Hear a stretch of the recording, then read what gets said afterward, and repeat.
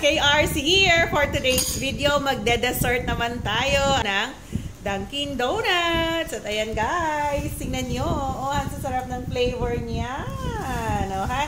So, tikman natin. Una nating tikman. Mga premium donuts itong tatlo and then the rest is the regular donut. So, gusto ko munang itry ito. Try natin. Oh, ayan siya guys.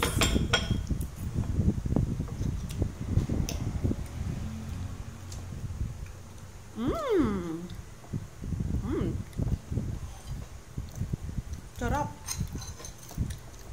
Heavenly yung chocolate. May chocolate siya. Sabi nga ni Ate Doreen, heavenly yung chocolate niya. Tapos, meron siyang syrup ng cherry. Not so sweet, tama ba? Pero ang sarap. Rich in chocolate flavor siya. Hindi siya yung super milk chocolate. Parang dark chocolate siya. Ang sarap. Dark choco, tama. Ang harap pala nito.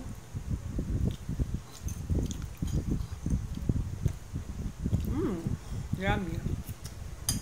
Medyo nag-crave ako dito. Boston to, alam ko eh. Boston Crunch. Try natin. Oh, malinis ang kamay ko ha. Ayan. O, diba, look. Meron siyang cream, parang sa Bavarian. Bavarian cream siya. And then, crunch yung nandito niya. Ang sarap din. Hindi pa ako nakaka-move on guys doon sa may dark choco na to. Sarap. Ito naman, meron siyang crunch, parang siyang coconut yung nandito na may choco.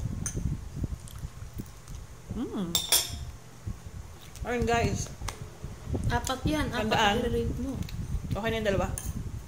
Tandaan, hindi masamang minsan kumain ka ng masarap.